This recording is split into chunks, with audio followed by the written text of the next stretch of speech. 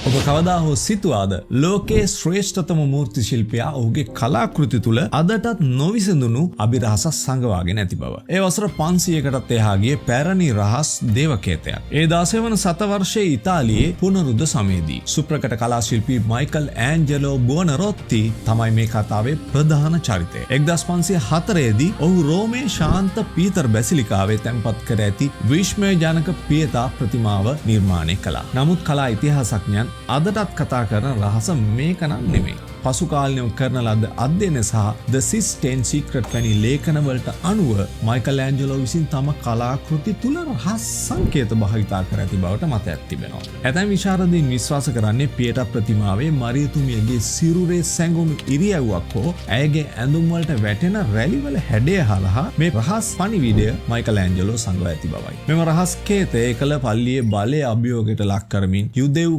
කබාලා සම්ප්‍රදායේ ආලෝකය දැනුම සහ දිව්‍යමය සම්භවය පිළිබඳ පණිවිඩයක් මුළු ලෝකයටම නිහඬව දෙන බවයි ඔවුන් පවසන්නේ. මේ විශ්මිත කලාකෘතිය තුල සංගවා ඇති මේ දේවදූතයාගේ රහස් කේතය පිළිබඳව ඔබේ අදහස මොකක්ද? එය ඇත්තක්ද නැත්නම් මුසාවක්ද? එහෙනම් ලයික් කරන්න, ෂෙයා කරන්න, ඔබගේ අදහස පල්ලෙහින් කමෙන්ට් කරන්න. තවත් මෙවැනි අභිරහස් කතා දැනගන්න අපිව ෆලෝ කරන්න. මතක ඇතුව ඊළඟ කතාව වෙනකන් රැඳී සිටින්න.